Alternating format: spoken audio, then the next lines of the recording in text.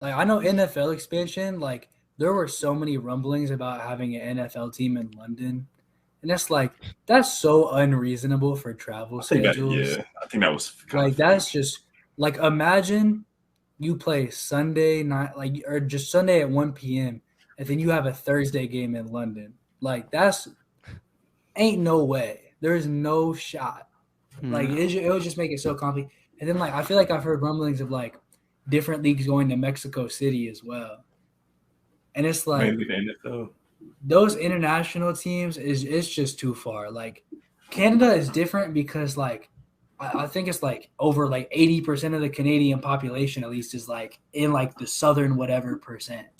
So Yeah, it's I like mean, yeah, like most of Canada's that right. Toronto and area is like below the or like the longitudinal line or whatever it is of the border of US on like the western part of the country. So it's like it's all there. I mean, like Toronto's like a 2-hour drive to Detroit and Buffalo. Like it's no Right. distance.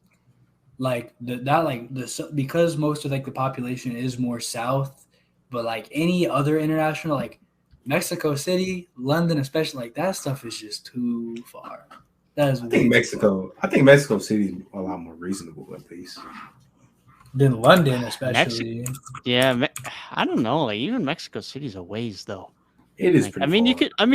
I mean, it'll work if you wanted to, but you're definitely not going to get Mexico anything City overseas unless flying changes drastically. Because logistically, it doesn't make sense from the NFL from the amount of crap that you have to move, and from the NBA. I mean, like if you're going to play in London, you're taking 3 days off at least. Like it just doesn't work. the closest NBA market to the closest NBA market to Mexico City is San Antonio. It is San Antonio, 824 miles. It's pretty deep. Yeah. Let me see. That's like the distance from Columbus That's to like the east or like Atlanta-ish. It's a 16-hour drive from San Antonio to Mexico City. Well, they'll probably And it's a nonstop flight is like 2 hours 10 minutes. So it's not bad. No, it wouldn't be the furthest distance, but then you think like, say Seattle got a team, Seattle to Mexico City, Toronto to Mexico City, Boston to Mexico City, the Knicks to like those then get pretty ridiculous with the distance. Well, isn't Boston to LA like a 6-hour flight? Yeah, but that's like that's two of the biggest American markets. Mexico City's one of the biggest markets in North America. Yeah, it's definitely doable. I think you just have to be smart about the scheduling, right? Like, say Toronto's going to play Mexico City, you probably have them play Mexico City and then San Antonio and a couple of other southern teams, and then they go back home. Because like Toronto to Mexico City is only a 5-hour and 15-minute flight. Like, I mean, it's not short, but if you play a game in Toronto, you give them a day or two off, you fly down. I mean, it's nothing that can't be done. That's for sure. And those East teams, well, I mean, a lot of times, like those Eastern teams too, like they're already smart about the scheduling. Like they'll go play the California Gauntlet real quick. Yeah. Like for years, it was like, oh, like we got to go play like the Warriors, the Lob City Clippers back to back. But okay, then after that, we get to play like the Lakers who are tanking, and then like the Kings who haven't done anything in the past decade and a half. So it's like you would get that little California Gauntlet, or at least part of it, like all at once when you go on a road trip over there. Celtics used to always travel there in like mid-March, like late February, maybe mid-March. Some scheduling stuff like that. Like I know like when the Trailblazers and the Heat play each other, they're not having fun. That's a bad travel day. That's legit opposite corners of the country. Well, honestly, Portland might have fun going to Miami because I feel like everybody has fun going to Miami. But I don't think Miami. I actually. Portland's beautiful, man. I don't know. I couldn't tell you Florida state law off the top of my head, but I think there's definitely a lot of things in Oregon for someone to enjoy. So maybe they have some fun going up to Portland too. I don't know. Maybe they like the scenery too, man. Portland's a beautiful place. It is. That's got to be the only like good thing about playing against the Jazz. Like if you're going into Salt Lake, like what else are you doing? Nothing. What is Salt Lake's nightlife? I'm not trying to. Yeah, I'm not even trying to get into that. I was gonna say, do they even have bars? But that's very stereotypical, man. I'm gonna stay away from that. Do they even have bars? Oh my goodness. I'm on Google Maps in downtown Salt Lake right now, trying to see if they got it. They gotta have some. I feel like it's a very watered down version of like Indianapolis, which is saying something because Indianapolis is a very watered down city. I like Indianapolis, man. It's a nice city. It's nice. I like it too. But it's like it reminds me, if you ever go to Springfield, Ohio, it reminds me of like a souped up version of Springfield. Just a little bigger, buildings a little bigger. Man, I've been to Springfield, man. But I'm talking about like downtown Springfield. That's what downtown Indianapolis reminds me of. Like a more professional version of Springfield. That's how I feel about Indianapolis. Nice city though, man. I feel like all Midwestern cities are the same. Like if you're in a certain region, like take out Chicago because Chicago is one of the 5 biggest cities in the country. But like I go into Indianapolis and then I go into Columbus, and I'm sure if you go into like St. Louis, it's probably pretty similar. Louisville is probably pretty similar. I'm sure like Cleveland. Detroit is very similar. Bro, if you show somebody from New York or LA a picture of Cincinnati and a picture of Pittsburgh, they're not going to be able to tell you the difference. Like most of the Midwestern cities, I've been to Pittsburgh for a total of like 5 hours in my life because I drove there to watch a Steelers game, and then I left the Steelers game and I drove home, and that was a very long drive. But it was a pretty fun time. But Pittsburgh, like especially at night, like. It's a pretty beautiful city, I think. It and Cincinnati are very similar in a lot of aspects, from like having a big hill, both along the river, sort of. So there's some things to enjoy, some things to like. The Midwest is very distinct. Like everything's the same. I'm sure, even like Milwaukee is probably not that much different. I mean, I think like some cities like Milwaukee and Cleveland, I would imagine would probably be a little bit more similar to each other because they're both on lakes. I don't remember what Minnesota really looks like, honestly. I'm not sure. But I feel like Minnesota has similar vibes. It looks like Minneapolis is sort of on a river too. Yeah, Minneapolis. Yeah, it is. Yeah. Minneapolis is kind of on a it's the Twin Cities, right? Yeah. It's St. Paul and Minneapolis on either side. So that being honest, maybe it's sort of similar to like a Pittsburgh or Cincy. Probably a little bigger because it's 2 cities, but All of America, yeah. Yeah, that's so overrated. Don't go. I went once when I was a kid. I don't really remember it, but you're not missing anything. To this day, the Water Tower Mall in Chicago, I swear by it. That's my favorite mall I've ever been into. I have a Zach LaVine jersey in my dresser right now. That is from the Water Tower Mall in Chicago, and it is a kids XL because it was $30 cheaper, and I fit into it. Smart. That is the way.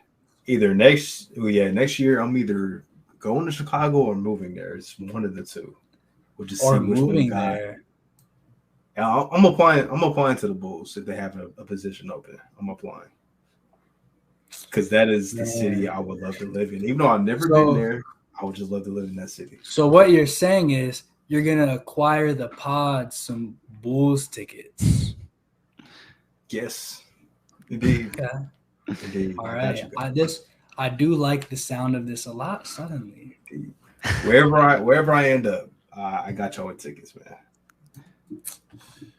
We're going to fly down to wherever we are. We're going to record an in-person episode. Bro. We're going to go through a game, and then we're going to go chill afterwards. This guy right here, he owns not owns. You work for a sports team right now. I wish I owned them. I'm sure. I think we all do. But right now, is that tampering? What? Is that tampering? I work for a team right now. I'm already talking about my next stop. Is that tampering? It's a different league, so I would think not. You're talking about working for the now. If you said you were going to go work for the Blackhawks, that might be tampering. Might be. Might be. Okay, but yeah, all right. Yeah, it sounds to me. Devin likes hockey. I think he can enjoy a nice CBJ game. In-person episode incoming. Got tickets, man. We got tickets. Got tickets. Not sure if this is the team that you want to come see, though, man. They're kind of struggling right now. Maybe you come see them when your favorite team is playing them. Maybe. That's what I did when the Cavs were tanking. I went and saw a Cavs game when the Raptors played them because I could have saw Indy play them or I could have seen the Cavs play them because it was like not too different of a distance from me. And that was the Kawhi year? Yes, it was the Kawhi year. So the Pacers were still around like 4 seed area, and the Cavs were at the bottom of the league. So I made the choice. Lucky you, because I went to go see him in Indy, and Kawhi didn't play, and Oladipo got hurt that same game. Right? Yeah, that was a rotten game, man. So yeah, that was made the right choice because the Raptors won by 10 points. I think the best player on the Cavs that night might have been like Tristan Thompson. Kyle Lowry did not play, but Kawhi dropped 30. I think Kyle Lowry did play when we went. Got way better seats the next time I went to Indiana. Nah, because remember, I see the Celtics. I told you about how my ex-girlfriend that I was with at the time was the biggest Colin Sexton fan on earth. That's so random. Right, that is so random. It's funny. Bruh, it was the classic like sports girlfriend that doesn't get sports but thinks one of the players is cute, so she's a fan of him type thing. Makes sense now. Yeah.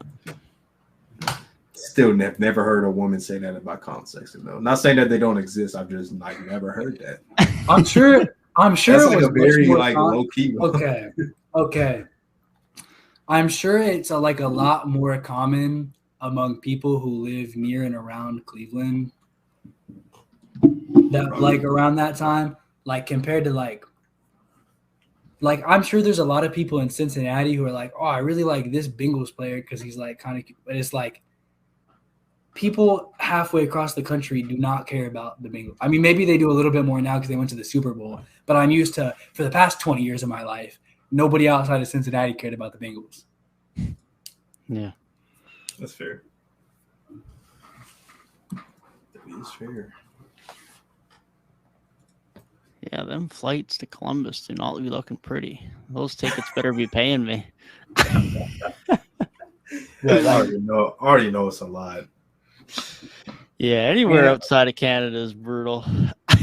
In Canada is not too bad, but international. Ooh. It's like that does add a lot. Oof. Columbus is like $1,000, which is crazy because it's like not much further than going to Toronto.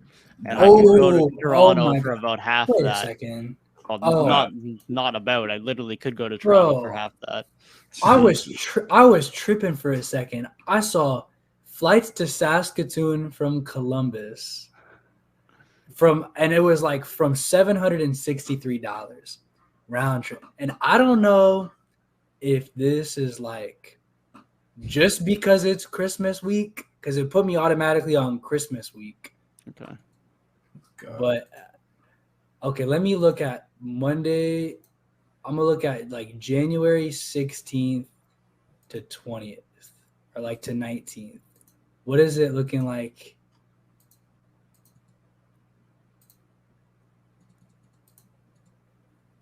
Ooh, that is still quite expensive in mid-January. Okay, yeah, that's a pretty hefty flight. I'm not gonna lie.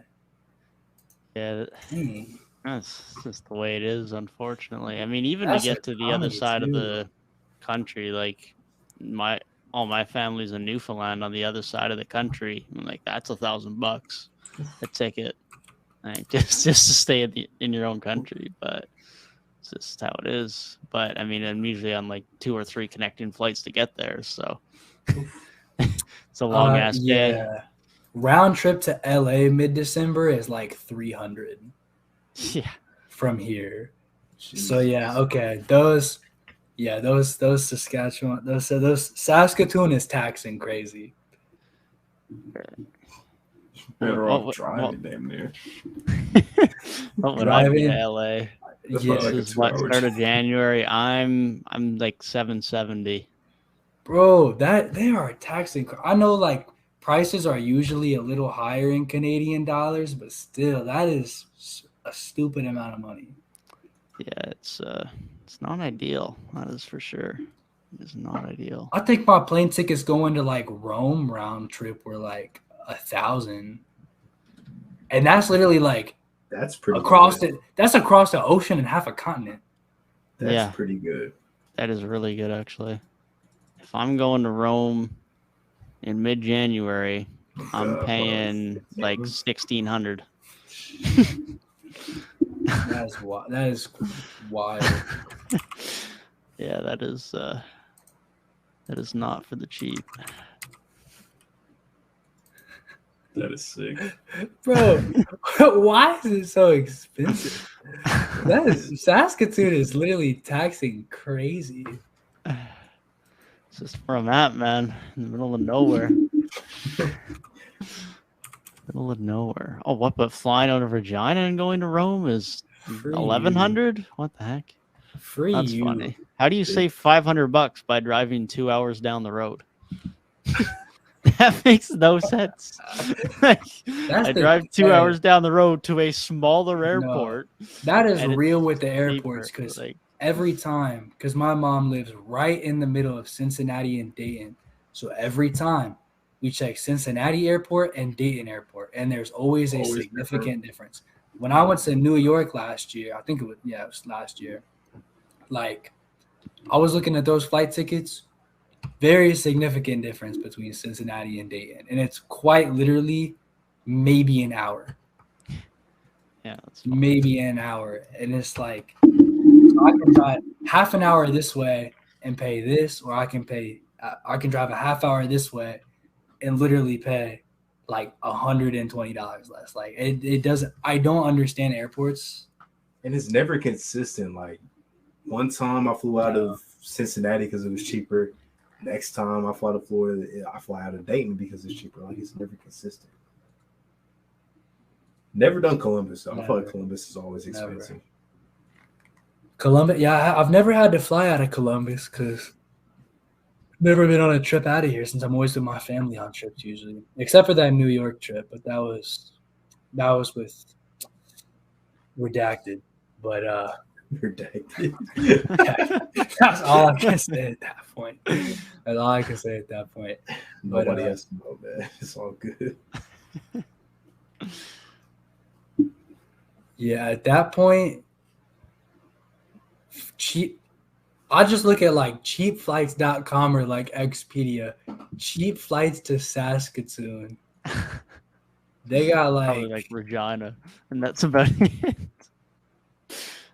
Nah, Columbus to Saskatoon says one way 459 Delta is like the cheapest on Expedia. That is stupid. That is a lot. But given that it's international, it's international, but it's Canada. You're not crossing water. That's tough. Yeah, that is tough. Like, I think there should be a big difference between international flights and intercontinental flights. You would think, but here we are. So apparently not. They don't want to see us win, man. Like that's actually not that common. Vancouver's still pretty much like $400 at least, which is like not that far. Like, it's more than a day's drive, but more than a day's drive and not that far is crazy. Look, when you're an 8-hour drive from Calgary, being only 20-hour drive from Vancouver is like, yeah, it's not bad. You make that drive every once in a while. 20 hours get you from like the top of the United States to the bottom.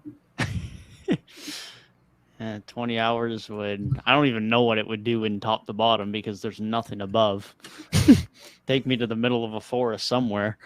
Probably die up there. Yeah, east west. I mean, if I go west, I go to Vancouver. If I go east, I'm in the middle of another forest. So, and I'm like another 20 plus hours still from Toronto. So it's like the top half of Canada, like nothing. Way more than the top half. Like, let's put it this way: I'm in Prince Albert, born in Prince Albert, in Regina now, but Prince Albert is like 6 hours at most to the border. There's nothing above Prince Albert, like anywhere.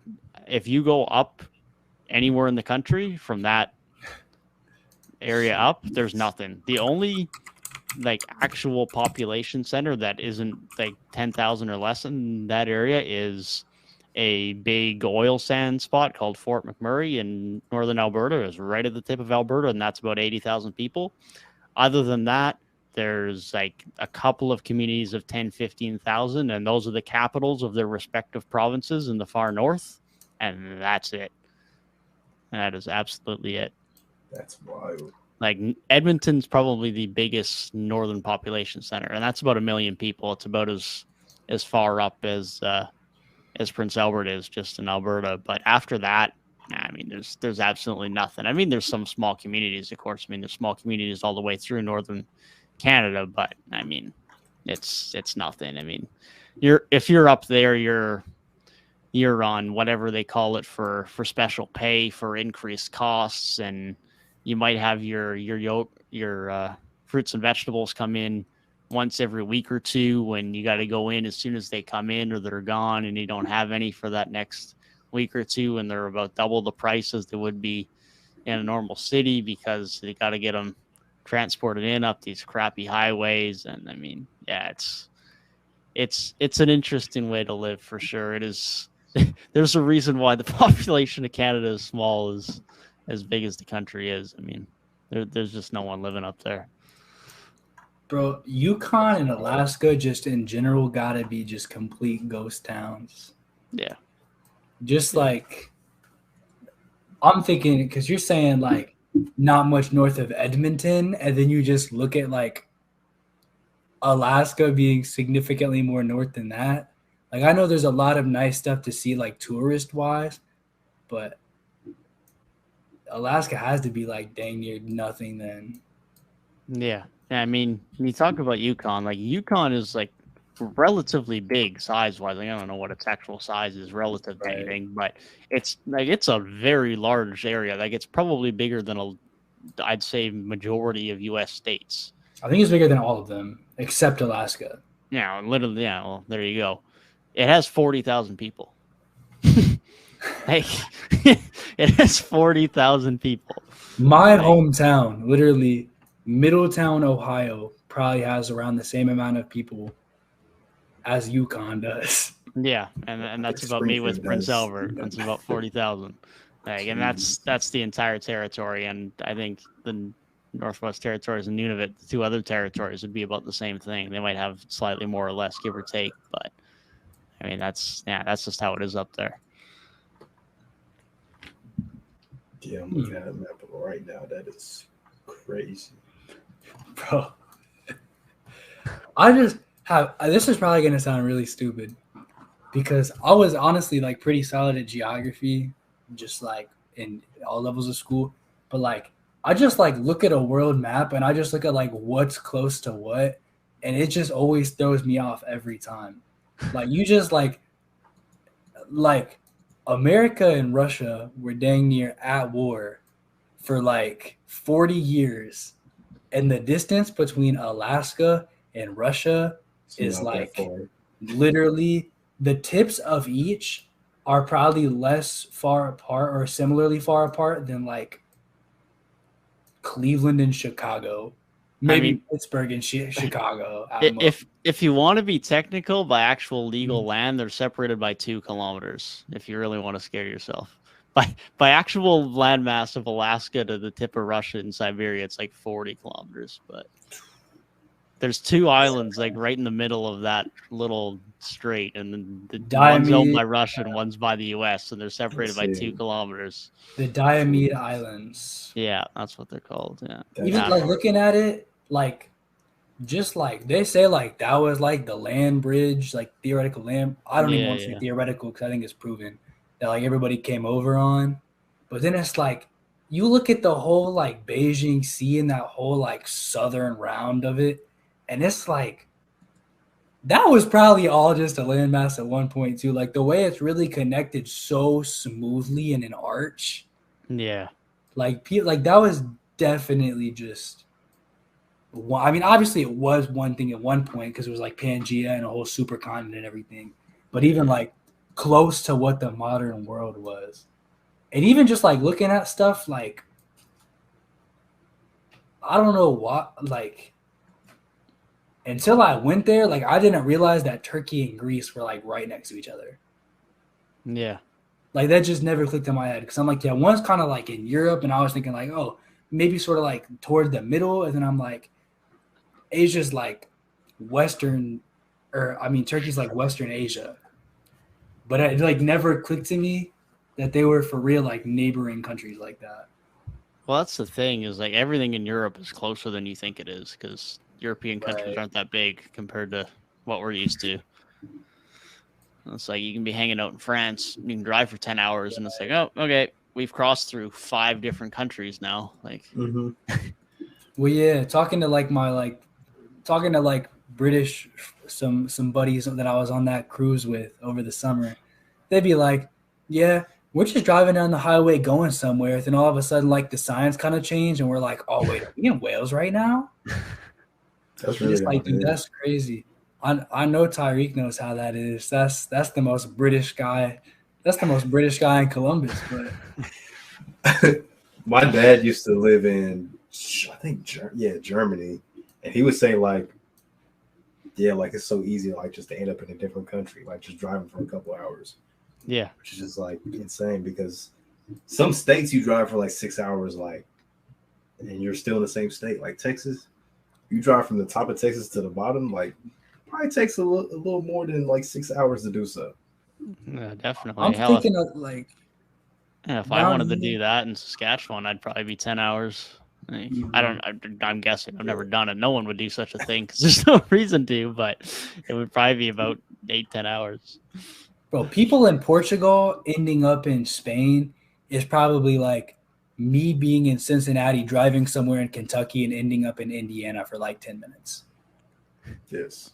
And it's like, that's literally a whole different nation. Like, it's just a whole different, like, I know, like, it's common. I think my dad just did this over the summer. Like, go on a vacation to see, like, sightseeing in Europe, and you go to London, and then you either go over to, like, Paris or, like, Berlin. And then you go to Amsterdam. And it's just, like, unfathomable. Because going to, like, 3 different, like, major cities in different countries, it's like, if I wanted to go to Toronto and then New York, like, that's one thing. But then add on a 3rd country to that and say, like, I'm going to, Mexico City? Like, that's a bit of a haul. A bit of a haul. I think they used to have a highway system. I don't know if it's still like this, but there were, like, no speed limits. You drive as fast as you want. So, like, you could probably do those trips in even shorter amounts of time if you really wanted to.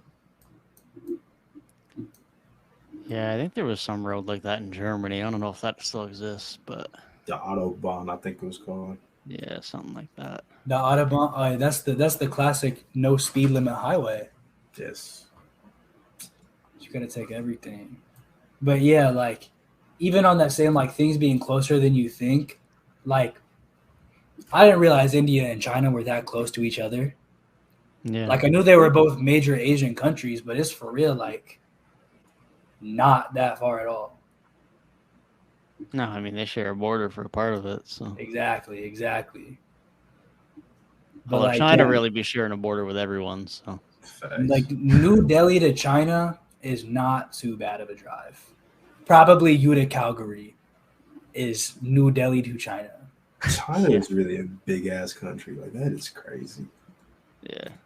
China is, yeah, it's absurdly large. Like, especially like the rest of Southeast Asia, like landmass wise, like North Korea, South Korea, Japan, Taiwan, Thailand, Vietnam, like all of them, pretty smaller countries, like dang near like European country sized countries, like kind of similar. And then China's just like gigantic. And then Russia looking over its shoulder is like even just the fact that one nation can control that much landmass is pretty insane. Facts. I mean, that's like the Asian version of Canada, pretty much, where it's like a stupid amount of landmass, where like, but No one all of wants the to people live. are still centralized. Yeah. Yeah, they just got a bit more of the good stuff. But yeah, I mean, once you draw a line down and separate it, and everything on the right is just, I mean, there's hardly anyone there. Or I if think they are, they're like different ethnic groups and they're in their own different republics. I think they're called in Russia. And I mean, to be fair, that's not that different in Canada. They just don't have their own republics. But it's most of the people in northern Canada is a bunch of different First Nations groups that still live up there and have kept their traditions a bit more and a bit better than everyone else has. But yeah, I think crazy. the stats, like I think like 90% live in the European part of Russia. Yeah, like 10% like of your that. population, and it's probably like dang near 90% of their landmass is probably in the Asian part. So it's like 90% of the population lives on 10% of the landmass. Probably just cold as hell. Which at the same time, it makes me want to know that stat for like the US, because while people are very spread out, like think of how much of the population is probably centralized to like Florida, California, New York, and then like all the middle is so much more like rural land. Yeah. I mean, the middle has like some, like obviously there's like Texas, and then like there's Midwest strongholds like a Chicago or something like that. But you think like Ohio. We're talking about Montana, Idaho, Wyoming, the rest of Utah outside of Salt Lake, still Dakota, Nebraska. Except for the Dakotas, those are real states. We end up talking about how these are not real states in every podcast episode. Just the last 2 episodes. That's all. Hey, no. On that note of the last podcast episode, I told G at work today he was fake. I don't think he believed me because we shouted him out in the last episode. He gave him a shout out. I forgot about that. And he said, and we said if he didn't say anything at work, then we know he's being fake. So I was at work today, and I'm like, bro, you didn't watch 2.5 hours into the last podcast. So what are you doing? We did give him a late shout out. I honestly don't blame him for not watching that long because that was a long ass episode. Aren't they all at this point? Yeah, it does seem to be the typical. And it's weird because they don't feel like they're this long, but then we get to the after show and we just start talking about random shit like how big Canada is, but only like 6 hours worth of driving is like actual stuff in Canada, and how big Russia is, but only 90% of their population live in the same area. Like it's just typical 3-point weekly stuff, man. The podcast that I feel like ours reminds me of the most is, if you guys know who B Souls is, his podcast, Let's Keep It a Buck.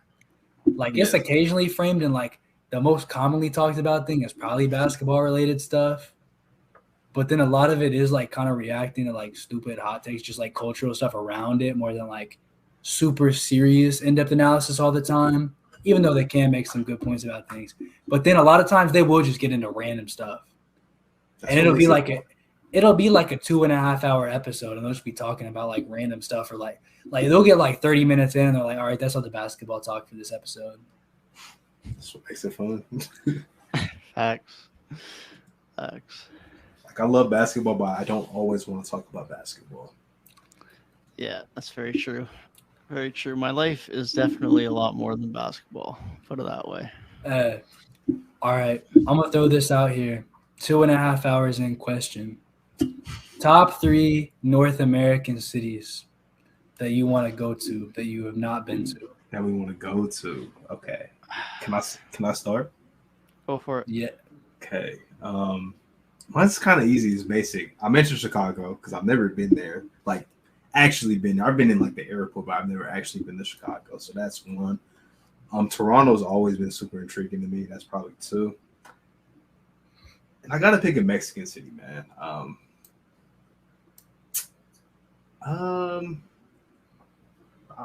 I guess Mexico City because it's like the biggest in Mexico. Or Cancun actually, because that just seems like a good vacation spot. So Cancun is 3, man. My mom could tell you a little bit about that. She went there a couple years ago on a little vacation. She really enjoyed it, except for when she left the resort and then guys dressed up as Spider-Man and Jim Carrey's The Mask. Yeah, they were dressed up as those two characters, and then they tried to take free pictures with them, and then they tried to like hold them hostage and ask for money. And my mom was just trying to find a doctor because she had a UTI and they didn't have a doctor on like the thing. It was a really long, complicated story.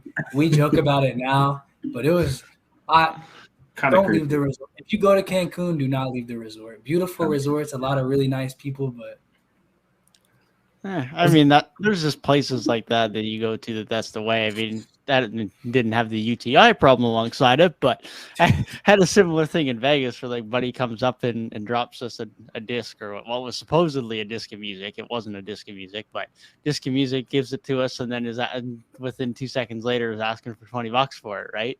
And it's just like, well, shit, I guess we're giving him $20 now, right? So you kind of you learn the way, but I mean that's just the reality of traveling in certain places. Vegas is honorable mention. I really do want to go to Vegas though. It was in New York. They were trying to do some stuff where like this guy was like trying to give me a rose to give to my ex, and like I was just like, I don't got no money. Like I don't got nothing. Like it's for. Then he kept like bantering with me. So I was like, oh, it's for free? Bet if you're just giving it to me, I'll take it and I'll give it to her. So I like took it real quick, and he's like, oh yeah, that'll be $5. And I'm like, I don't got no cash, bro. So he took it back and he walked away. And I'm like, hey, I played the game. Because listen, any day of the week will respect the hustler more than somebody doing nothing. It's really annoying. Very inconvenient. And they do get very pushy. But I'm like, yeah, at least you are trying to do something to make a way. I gotta respect your hustle. That's fair, but you just gotta ignore those people, man. You just kind of learn the more places you travel, just ignore them. Just act like you. It's kind of rude, but just act like you don't see them. Yeah. The same thing happened at Rome, bro. I was at Trevi Fountain, and this guy's like trying to give me a belt, trying to like put a bracelet on my wrist and stuff. And then he was like saying some nice things. He's like, "Give me a fist bump. You're a cool dude. You seem nice." And then he's like, okay, now, and then like he was like giving us these like belts and bracelets and stuff. And he's like, okay, now give me something. And I was like, what? And he's like, I'm hungry. I want something to eat. And then I was just like, what is happening, right? Like, what is going on? And I'm just like, bro, I'm the wrong guy. Like at this point, like I hadn't even been to like an ATM in Europe yet. So I'm like, I don't got like anything for you. Like I literally don't have money that's accepted in your country. So that was definitely an interesting one. See, I'm used to that in PA just without the persuasion of anything being given. It's just the nature of the community. People always wanting food, but that's a whole other story. That I honestly don't mind. It's like there's the two types of people that are always hanging out around like a Walmart or stuff like that. And you either get the people that are asking for money, and then you'll see them later going to get booze half the time. Not all of them, but some of them. Or then you'll get the people that'll ask for food.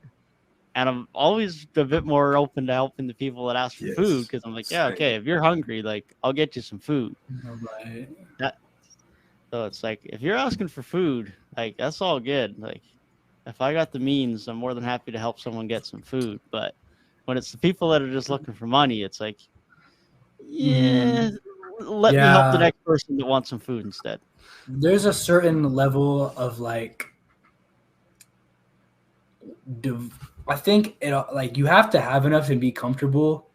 I think to be able to give away things and just a certain state of mind to like give away things without knowing that it's going towards a good cause.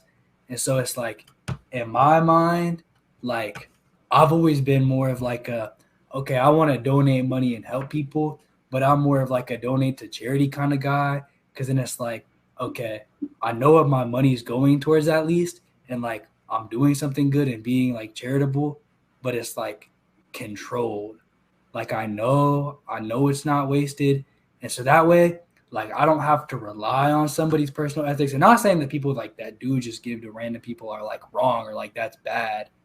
But I don't know. I like more so like having that control of knowing the exact effects of the things I'm doing. Yeah, definitely. And that's usually why, like, when I do it, it's like normally someone will ask for food, and it's easy if they're right outside a spot. But like, I had a dude come in one time. I don't remember if I had food yet or if I had not ordered yet. But anyway, I was getting food at Wendy's, and buddy came in and was asking for some food. It's like, yeah, okay, like let me buy you a meal, right? Like, it's the easiest way to do it is like if buddy's hanging out at the Walmart, it's like, yeah, okay, let's walk across the parking lot and go get you some McDonald's or something or whatever's there, right? And then you know, right? It's like he's got the food, he's got his meal, he's good.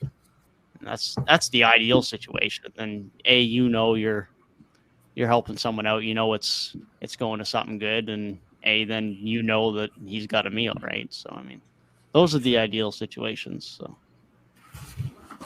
what's y'all's top 3 North American cities to visit then? I gotta go to New York. Haven't gone to New York yet. It's a must. Gotta go. Probably got to get to LA too, even though I'm not that gung ho about LA compared to most people, but still got to happen. Third, probably Chicago. Okay. The big 3. That's family. Yeah, I was about to say that is probably like the biggest 3. Those 3, like Houston and San Fran, I'd say are like the biggest 5. Maybe an argument for Miami and Philly in there is like a top 7. Miami's a good time. You just gotta have to have money for that. Yeah, and I don't know. Miami doesn't interest me that much, but I'm also the typical Miami lifestyle. So for me, I'm probably putting Philly at like 6, and then like Miami and Vegas as like a 7, 8 because it's kind of a different reason. Less of like a sightseeing thing and more of like a certain experiences you'll have. That's valid. I think for me, I got to go to Toronto, Raptors fan, exploring a new country, and just like super diverse, like cool city all around. I think it's like the 6th biggest city in North America. Something like that. Yeah, no, it's a good city. Then, my hot take pick outside of like the biggest of the biggest cities, my hot take pick is Seattle because I want to see the Pacific Northwest. And I know like my mom just traveled there for work and did some sightseeing, and like the pictures she showed were super cool. So I just feel like there's probably a lot of cool stuff to see both naturally and city-wise, just like its own cool like cultural stuff. So like I think that's definitely my hot take pick. And then my third, I probably would lean more towards LA, but I'm very split between seeing LA and seeing the Bay Area. That's good picks. LA used to be a lot higher on my list, but the more I think about it, I'm just like, yeah. So I mean, I think San Fran still has a lot to offer. And if you wanted to go West Coast and see a California thing, plus I could go see the Warriors. And it's like this was sometime soon. Like, would I rather go see the Lakers or Clippers play, or would I rather go see Steph Curry? And I'm like, kind of want to see. Man's already abandoning his. I'm okay. Here's the thing: is that I'm a closeted Clipper fan. Am I really a closeted Clipper fan if I talk about the Clippers all the time on a? We did talk about it today. We did not talk about the Clippers today. We've been quiet because listen, the agenda is gonna hit even sweeter. They're a 5 seed right now. When they get up to 1 later in the year, because nobody's that dominant. When they get up to 1 later in the year, the agenda is just gonna hit that much sweeter. Don't forget it. But I've also been You guys remember the off-season, the point guard episode, and that I might be a closeted Clipper fan, but I might be a bigger closeted Curry fan. I was saying Curry because not only were we debating Curry versus Luka in that episode forever, we were also – I feel like we've debated Curry versus Jokic on this podcast several times. Yeah. And I'm always on the Curry side. That's fine. So, if anything, I'm just as big of a closeted Curry fan as I am Clippers fan. Which, once again, I'm split between L.A. and San Fran. I don't know. I think choose the Bay. The Bay, I feel like the Bay would probably be like – I feel like you could probably find more things that you would enjoy to do. Like, L.A. is like the cliche. Like, okay, like there's a lot to do in L.A., but I feel like the Bay, like you'd have maybe more of a memorable time there. I'm going to LA if I can see The Rock, though. The Rock. If I'd probably go anywhere to see The Rock, bro. I'll buy WrestleMania tickets to go see The Rock, bro. Stop playing with me. I low-key want to go to Houston too, because I've never really been in Texas like seriously, other than like driving through it. That's my thing. Toronto is I've never been to Canada, and then both of my other two is like whole regions I've never been to. Like, Cali has so many major cities and just West Coast. Like, I got to see that. But then, like, the Pacific Northwest is, like, also West Coast, but it's just a whole different thing.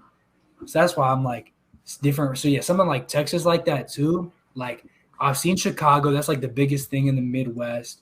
And then New York, I know that, like, gets a little bit more culturally significant once you get over to, like, Boston. But New York, like, I've seen the biggest of, like, the Northeast generally.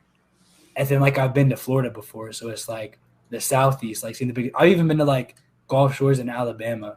So, like, seeing, like, some kind of, like, southern touristy places. Only place in the South that I'd really be interested in still, I think, is Atlanta, just because there's so much culturally going – New Orleans, too, would be a cool visit. But more than anything, Atlanta just seems like it has so much going on culturally. I think that's more of, like, a – I think Atlanta's more of a weekend trip. Yeah. But, like, overall, I think you could get up to some fun stuff in Atlanta. All right, let's switch it up. Outside of the North American countries, pick 3 cities.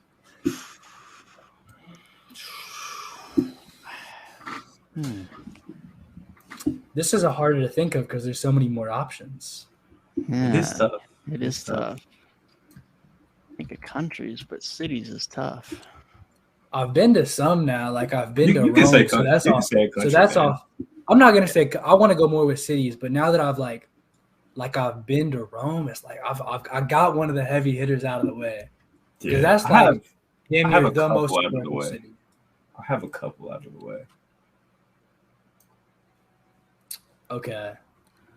I think I've got a solid 3. So 2 right now. My 3, without putting a ton of thought into it, because there is a lot of really good options.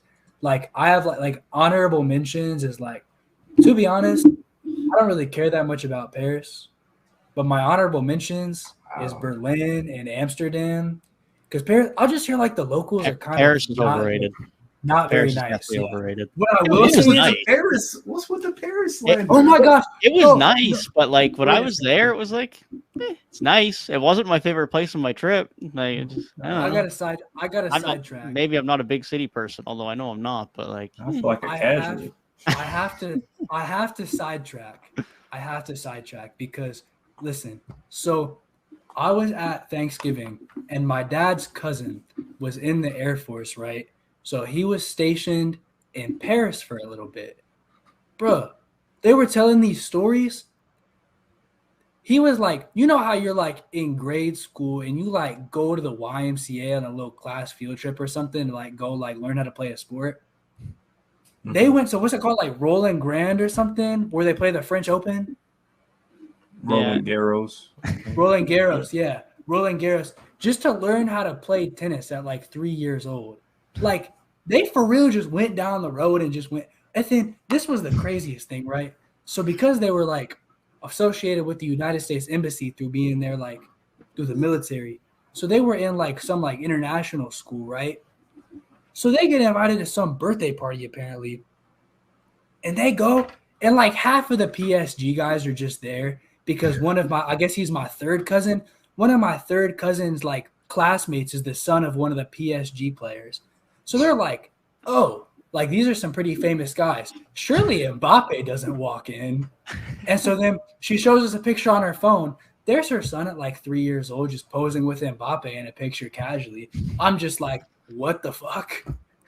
Like, so casual. Like, I'm a casual. I'm sitting here like, man, I just went on the trip of my life. Like, I just saw Rome for the first time, went in the Mediterranean. Like, this is like the most crazy trip.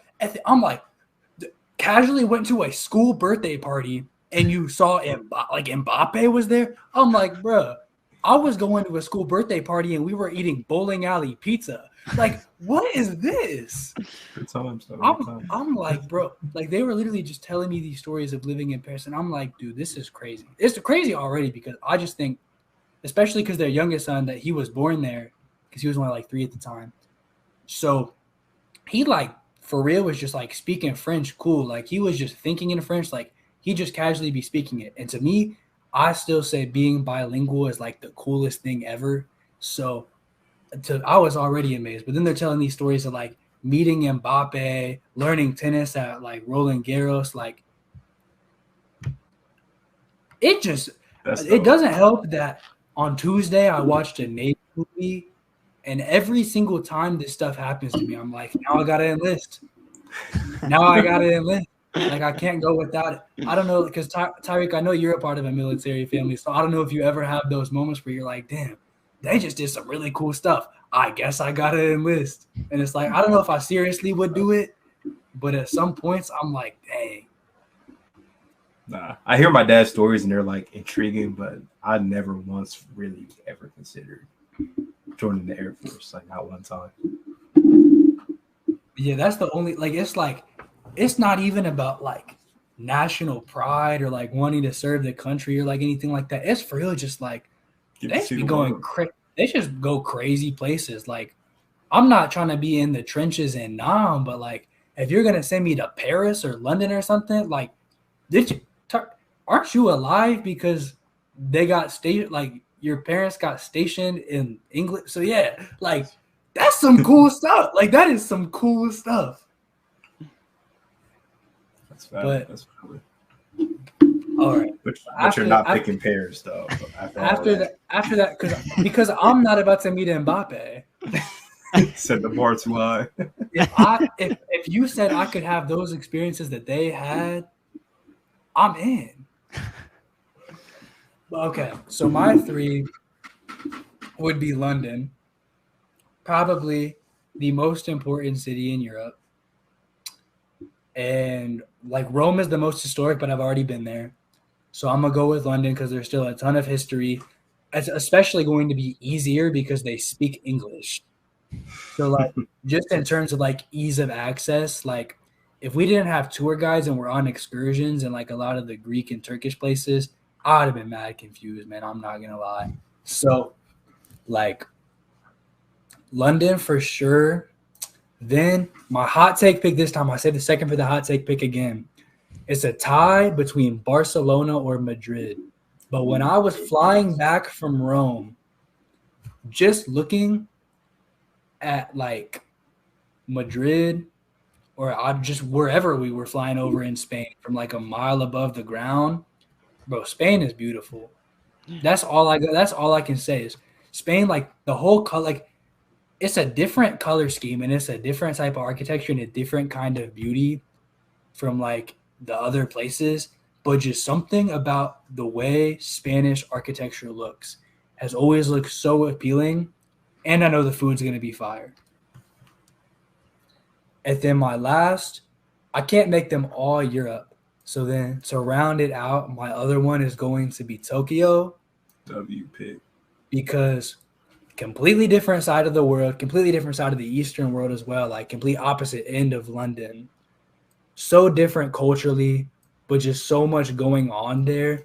And it's just like, that has to be just a super intriguing and interesting experience, especially because a lot of like American things are so tied to Japanese culture. Like I mean, I was a little into anime, but not super. But just thinking like, I'm such a video game nerd, and going to like Japan, where like most of the good games I played growing up and stuff are from. I'm sure there's some really interesting stuff to see. That is a great thing. And history. I mean, there's just a ton of history there too. Yeah. I've already been to 2 of the places that you mentioned. Crazy enough. Definitely obviously London. I've been to Tokyo. Tokyo is like. You've been to Tokyo? Yeah, my dad we were stationed in Japan, so. Dang. Yeah. Okay. That gave you a lot of advantages in just being places. Facts. Yeah, Tokyo was a great experience. That's somewhere I definitely want to go back to someday because I feel like I couldn't even enjoy it as much as I did because I was only like 9 years old at the time. So. Yeah, that's why I'm glad I did New York at like 18, 19.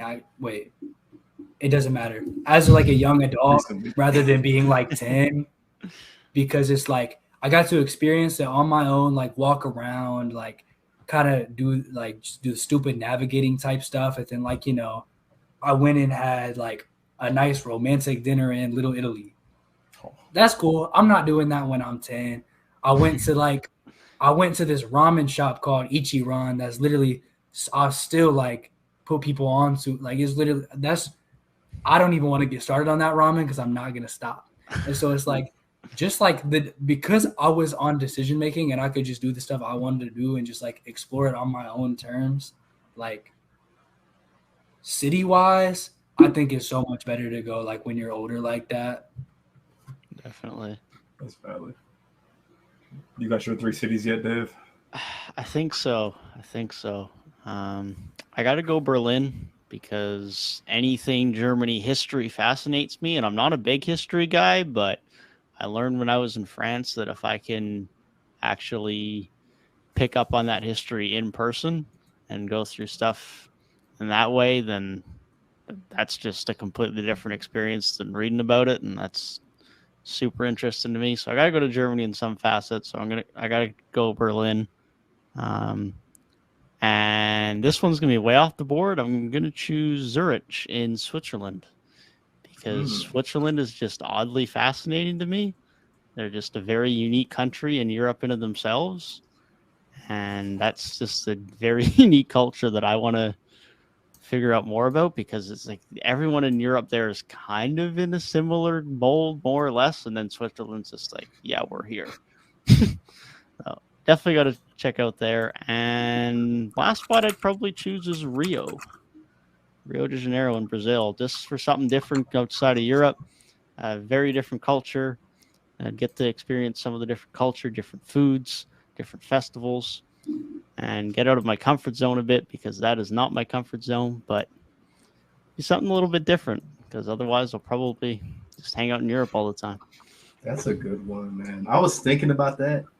Rio, that's a very good pick. And just a whole different, like that's a different part of the globe, like literally. So that's a good pick. That is, yeah. If I had to pick one on every continent, like I'm probably going like the North American one's hard, but I think that I will go Toronto just to see a different country. So I will go Toronto for North America. South America, there's a lot of really good options. That's a lot of really good options. But Rio de Janeiro is really, I'd probably go that or Buenos Aires. Yeah, those are probably the two best options. Africa, probably Cairo. I feel like there's just a lot in Egypt with that history to like learn about, and I feel like that'd be a very interesting experience. Either that or I don't really know what like Israel is considered. I think that the Arabian Peninsula, what continent that's in, has always confused me. It's kind of in the middle, but like I feel like Jerusalem would be a really interesting trip regardless. And then probably Tokyo and London. And then I guess if you're doing all continents, I will go with Sydney for Australia. I was thinking about city too. Yeah. 3 cities is hard. It's difficult. It is very hard. Yeah. My dad, he lived in Germany, as I mentioned earlier. He liked it a lot. He really enjoyed it. Yeah, I definitely want to go to Germany. I'm surprised between all of us, no Dubai mentions. I haven't even mentioned mine yet. You didn't? Oh, that's true. If you give it Dubai, I'm sorry, spoiler alert. But if you weren't thinking Dubai, then my point stands. I was really thinking it. I don't know though.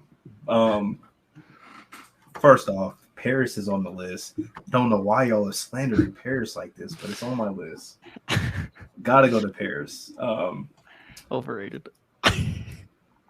That's fair.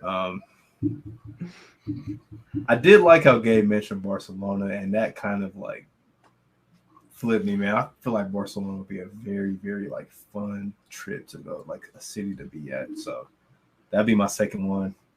And third, this might be weird, but I've been to one big Asian city. I gotta go to Beijing.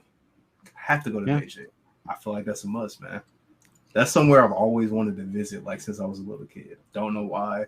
Just always intrigued me. And I feel like the food would be fire. It's a big city. Probably a lot to do, a lot to explore. I feel like it would be fun. I think being a foodie really changes like the whole outlook of where you want to go. Because like when I'm thinking like Japan, like bro, I know Japanese food is fire. So like I said Tokyo, but if I go to Japan, I'm going to Osaka too because they have a Universal Studios there and they have that Super Nintendo world. And once again, I'm a dweeb. I'm going there. So that's my childhood. So like I gotta do it. I gotta go to Osaka as well. And so it's like that's fire. I know the Spanish food is gonna be fire. Like the only place like of my three, I'm not sure about that English food. Might get some like fish and chips. The thing that's always confused me is like when I think of France, I feel like Paris is always super well known for having like the top cuisine and how it's like super like, you know, like they literally you watch the movie Ratatouille. That's like the whole point. Like French cuisine is known as like it, but besides a baguette, which is literally like side bread, then you're like a French dinner roll, I guess, but like nicer. And like, I'm not gonna lie, French ice cream, it hits, bro. When I even just at Epcot, France, bro. I'm sorry, even at Epcot, France, I had this ice cream sandwich that was like a panini press, and they put my ice cream in between an artisan roll and like closed the panini press to make it like a hot bun ice cream sandwich. And I have not been the same since, but like I could not tell you a specifically French dish. And there's not like French restaurants that are common because like, you know, a lot of like, I mean, Mexico is near like the States, so that makes sense. But like you see places that imitate certain places' cuisines, but I feel like you don't see that with France a lot. So I don't know what like signature French dishes are. What is that one thing they have in New Orleans? It's like a donut, but it's not. You thinking about crepes? Beignets. Is it crepe or beignets? Beignets. Yes. I was thinking the crepes too. I don't know if that's French, but I'm pretty sure beignets are French. I used to bake with my ex all the time, and we tried to make beignets one time. It basically ended up being like a disconnected funnel cake. You just keep mentioning these things that when you spin, my bad. When you spin, because that's a majority of my experiences between the ages of 16 to 19 and a half. So it's like basically, and even like before May of this year, I was not really single since like being like probably 15 and a half. So any of my like late teen to young adult experiences before 6 months ago, it's just gonna end up with a mention of an ex. There's no way to really avoid it unless I was there with my family. Makes sense, man. Yeah. I don't know a lot of French dishes, but I'm sure I will find something that I really like. Yeah, I don't know. Yeah, I can't think of anything overtly French, but I enjoyed my food when I was there. I'll give it that. And I didn't have many meals in Belgium, but they definitely made sweets good. I had way too many sweets in Belgium. That's for damn sure. I would love it. I'd need a waffle in Belgium.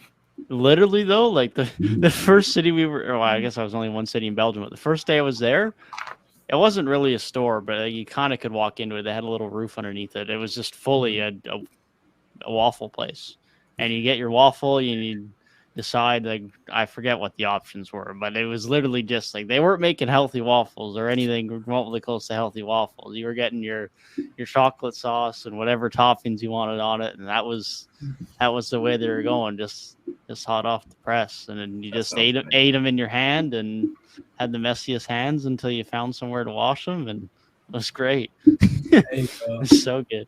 I was really going crazy in like Italian pasta and pizza, like Naples pizza and Rome pasta, banger, actually banger.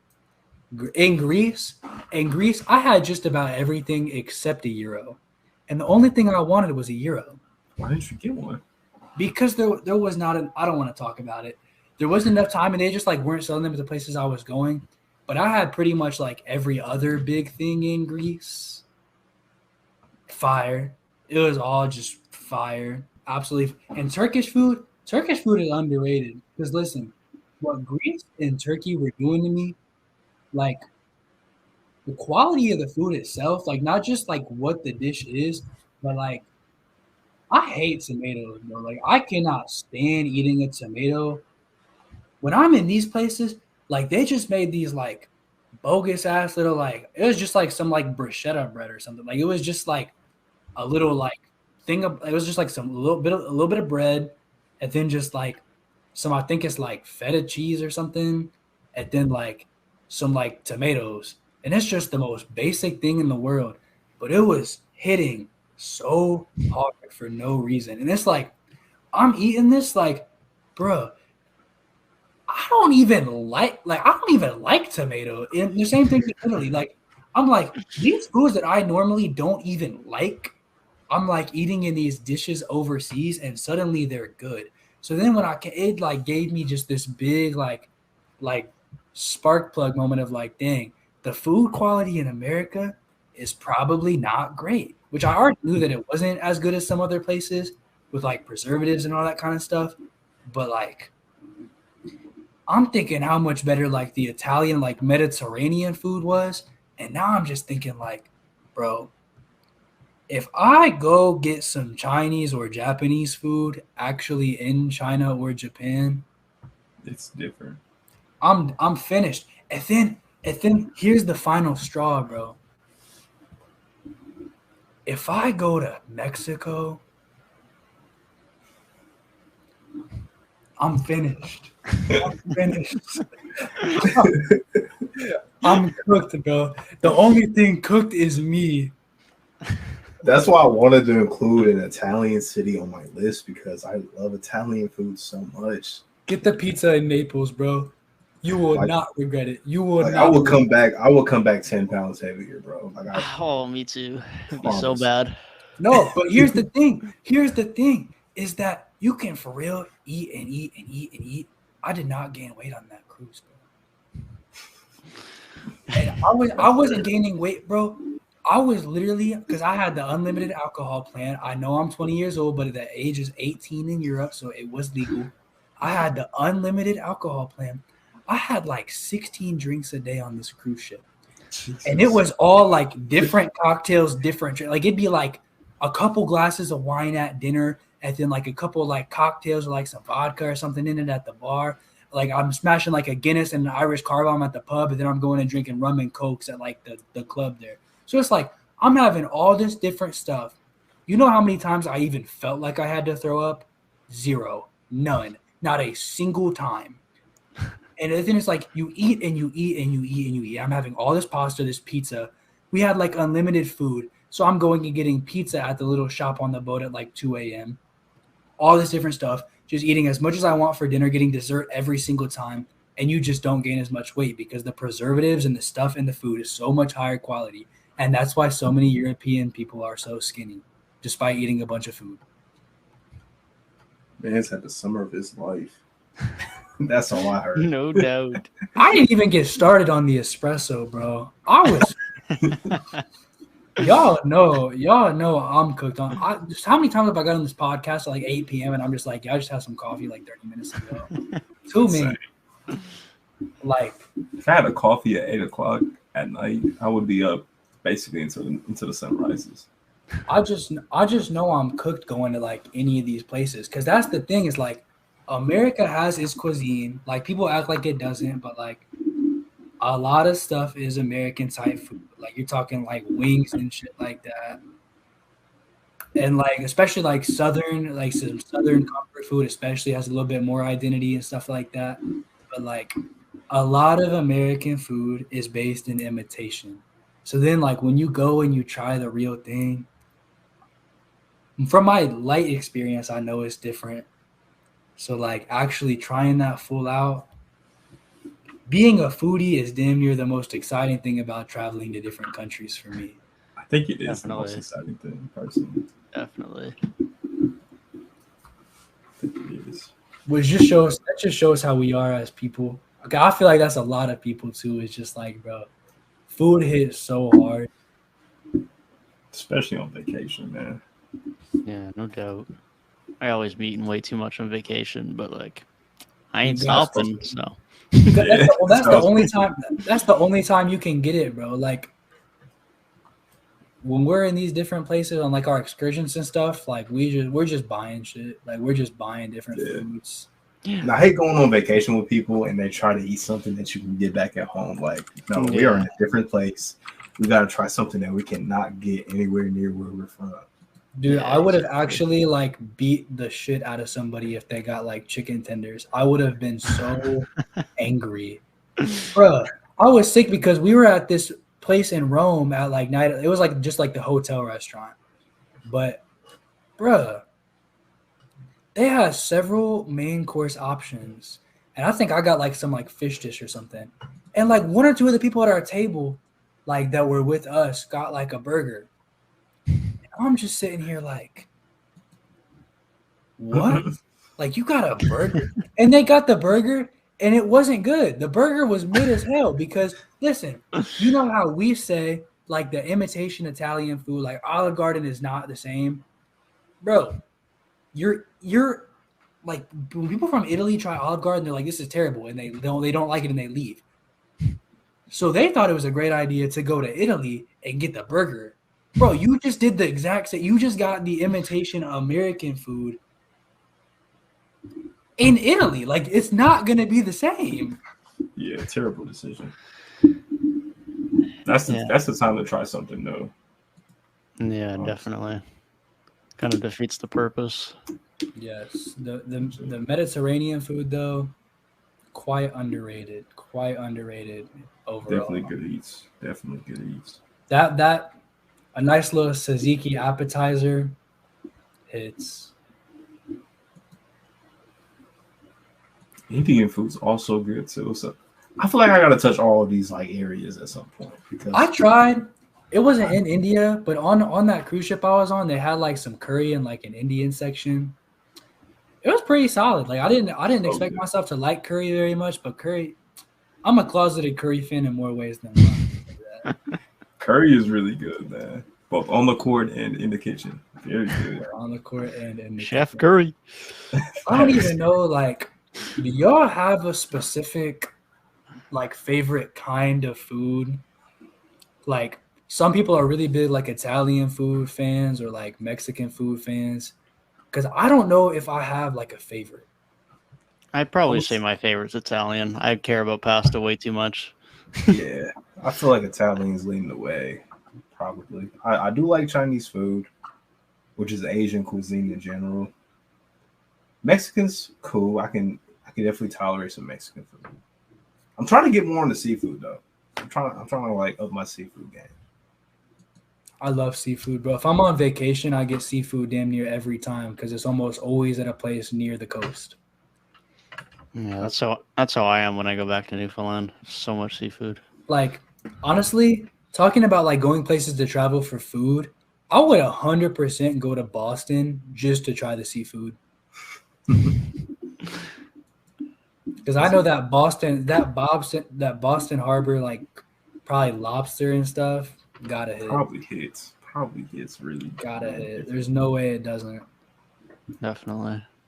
That's the goal. Yeah, I don't like dislike any particular cuisine, but Italian's probably like, if I had to pick one, that would be the one for sure. I think low key I'd probably go Chinese. Like I really like Mexican at top tier, like Mexican food, bro. If you give me some fire enchiladas, I was at this place. It was literally just down High Street, bro. Like it's just in Short North. But me and my dad and his girlfriend went to like this place the other weekend, and they just had this like roasted tomato salsa, and then that was like the same salsa they use for like to put on the enchiladas. And bro, I gotta go back. Like next time I'm going out to eat with somebody that I know in Columbus, I'm going back there because it was really it hit that hard. It really just hit that hard. And it's like the peak Mexican, like Mexican food in Middletown is like cool, like it's good because it's Mexican food, but like the top tier Mexican restaurants just hit so hard. But overall, I can get the most random hole in the wall, random town in blue collar Ohio Chinese food, like Chinese carry out. And I know not only am I going to get a good meal that I thoroughly enjoy, I'm going to have like a good amount of leftovers for the next day. Yeah, those are the best spots when you find the good little hole in the wall places. Those are always the best spots. The best Chinese spots are the ones that look like they're not even open anymore. Bro, when I get my Chinese food and it's in like a big plastic bag with a smiley face on it, it's about to, I'm about to have a good dinner. There's something about like when you're like getting the rice out of the little carton and you like pour it onto the plate and it just comes out in one block. There's probably something wrong going on there, but there's something so right. There's something so right at the same time. Put that sweet and sour on there and mix it with some of my orange chicken. And I'm done. I'm finished. Chinese is really good. So Chinese hit. When it comes to like domestic food though, like Boston seafood, I'm thinking like Texas Mexican food and anything in New Orleans is probably what I'm going for. I'm so basic. I love just a great burger. Like I'm basic, but I love a great burger. Low key, because burgers are so oversaturated with like McDonald's, Burger King, all that kind of stuff, that when I go to like a nice like sit down restaurant that has really good hamburgers, it's a great experience. And my biggest thing with burgers and chicken sandwiches is that while the quality of the meat and how good the actual burger or chicken is important, bro, the places with a good bun changes everything. It changes everything. Definitely. The right bun it's just so crazy important. But I say that all the time. Like that's why I think like to me personally, I don't know if it's not that much of a hot take. I think there's like two main contenders. I think Popeyes has the best chicken sandwich in the game. And it's just because their bun is so fire. And then I get their sandwich, and either it has the mayo on it, or I might mess around and get like crazy and put like some of like Popeye's black and ranch on there. And it just hits too hard because the bun and the sauce. And like their chicken is good. And Chick-fil-A's chicken might be kind of better, minusculely better to me. But like the bun and the sauce They just do it for me for Popeyes. Like, it just puts it over the top. I don't know which one I like more. They're both really good. I've had neither, so I have no comment. No Chick-fil-A? No, there's been Popeyes here now for a few years. I've literally just never tried it. Like I don't get fast food hardly ever anymore. That's fair.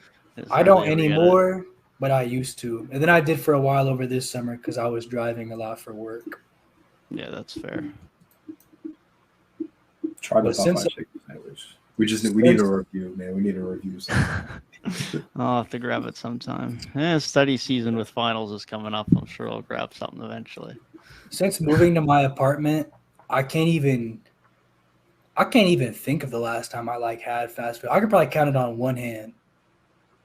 I definitely get it more often than I should. I'll just be too lazy to cook these days.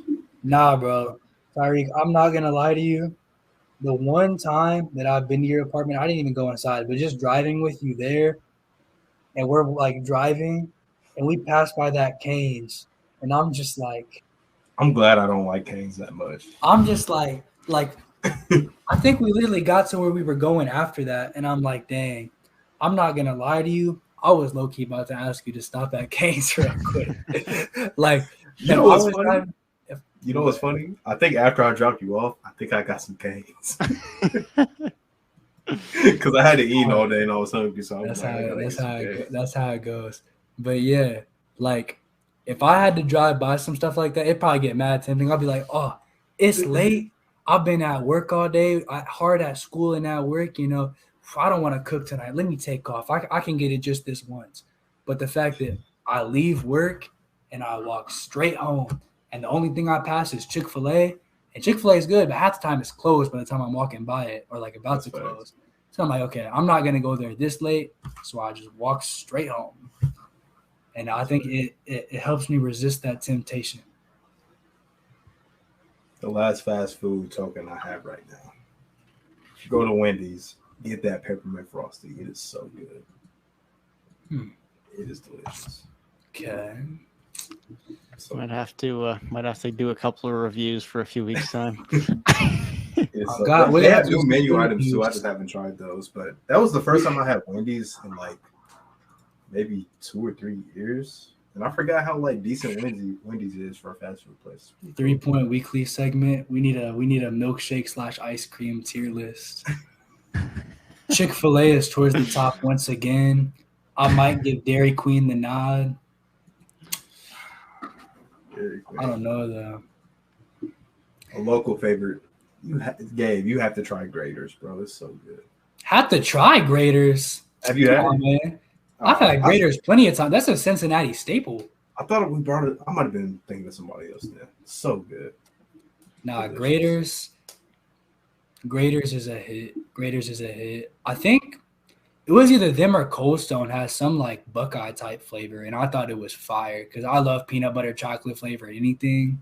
Cold Stone's cool. I like Graders is better than Cold Stone, but Cold Stone is cool. It's cool. It's all right. I got Cold Stone sweet cream as my coffee creamer in the fridge right now, so I can't say too much.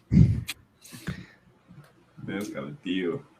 I'm a sellout for coffee creamer, bro. If you look at my fridge right now, it's even my pantry, it's off-brand cereal, just random brand deli meat, random bread, random everything. But I learned I got and it's a select few things. The first thing I realized was Doritos. Off-brand Doritos suck, but I don't really eat Doritos anymore. So now it's coffee creamer, bro. The random brand coffee creamer is just not good. So I have to get I think it's called Morning Delight or something, or Coffee Mate, because Starbucks is a little too overpriced for me. Especially when you can just go to Starbucks because there's 3 within a 1.5 mile radius of me at least. So the Coffee Mate or the Morning Delight is, you gotta go that way every time. It's the select few products. I don't know if you guys have that select few products that you're specifically finicky, you have to have the on brand for. But like most things, I'll for real go off brand and not care. But those select few things has to be on brand every time. Or I'm cereal has to be on brand. Yeah. Yeah, for me too.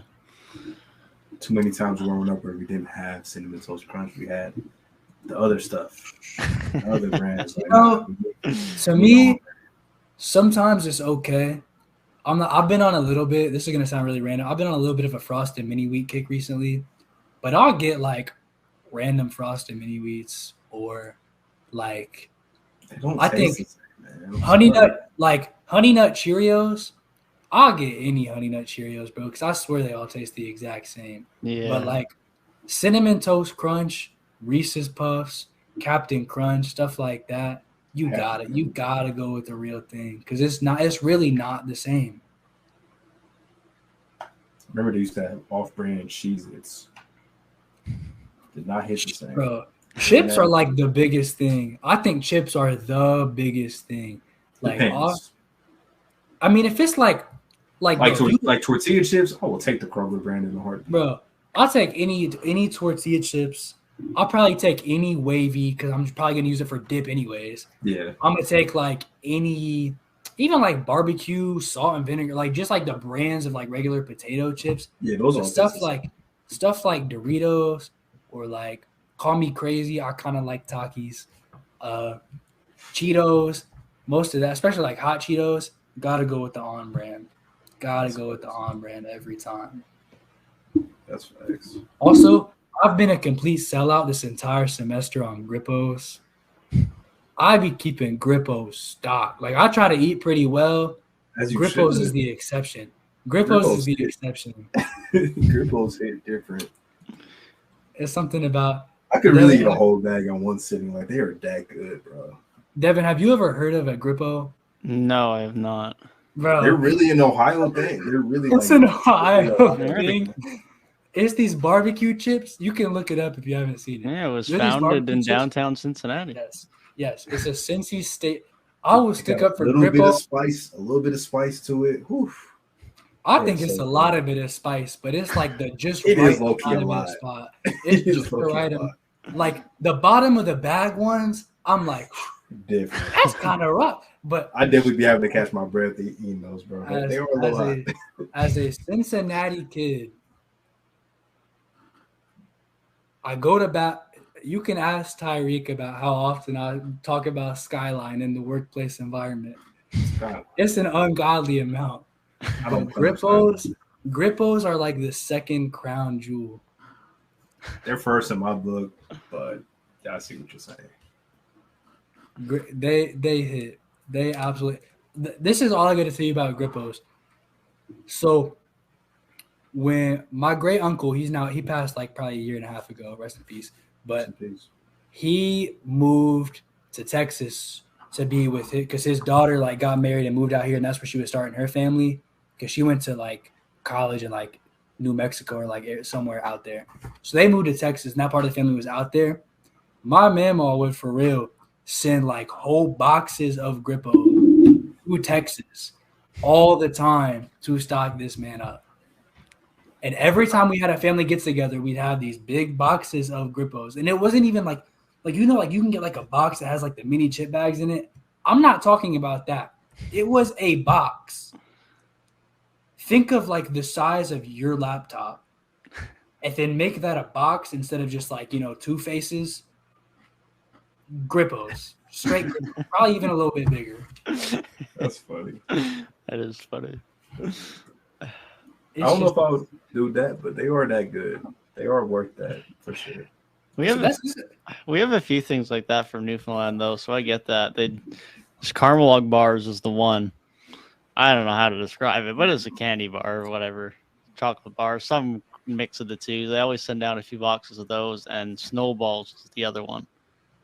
It's like chocolate with marshmallow in the middle and a bit of coconut on top. Oh, so good. Yeah, every Christmas they always send a bunch down because you can hardly get it up here. But yeah, no, I get the feeling definitely a thing with those local things for sure. My grandparents still send stuff from England because that's just so good. Yeah, like the candy bars and stuff. Oh, So different. For sure. I know like it's a younger city, but I have not figured out like what the thing is from Columbus yet. I still have absolutely zero idea because like Cincinnati, like I feel like most people think that like their own culture is a little lamer because they're so used to it. But like Cincinnati, obviously between like chili, grippos, a couple other things, like it has like its kind of cultural staples, especially like aguetta's a thing too. It's like a type of sausage, I think. So there's like a couple like signature things of Cincy. I don't know what that is for Columbus. And I have lived here for like almost 3 years. I don't know, honestly. So I gotta figure out what that is, what the city staple is. I feel like a lot of places I've eaten you can get in other places, like around the state at least. So Right. I don't know. It's a good question. But we got anything else, man? It's 1 a.m. I kind of need a shower still. Yeah, probably not a bad idea to wrap it up. Talking about last episode being a super long episode, it then went just as long this time. Once again, probably a 2-hour after show. Something like Can we that. say we're never short on the content? Definitely not. To bring it back to basketball, shout out Norm Powell who dropped 32 in a Clippers win tonight. A Clipper career high for Norm. Raptor legend. The agenda is just gonna hit that much sweeter. Raptor legend. Shout out to Luka too. He had 41. And the Knicks got a blowout win. I saw that too. Yeah, Randall had a big game. Portland gave a fight though. Jeremy Grant had 32 and Anthony had 37. They were both. He had like 32 with like 6 minutes left in the third quarter. The boys were balling. They just had no help. Get them boys some help. That being said, time to wrap it up. If you guys are still here, almost 3.5 hours deep, we appreciate you guys tuning in. Be sure to leave your thoughts on the NBA quarter mark at this point in time. Be sure to let us know your MVP pick at the moment down below in the comments. We appreciate you guys for tuning in, and we'll see you guys again next week. Peace.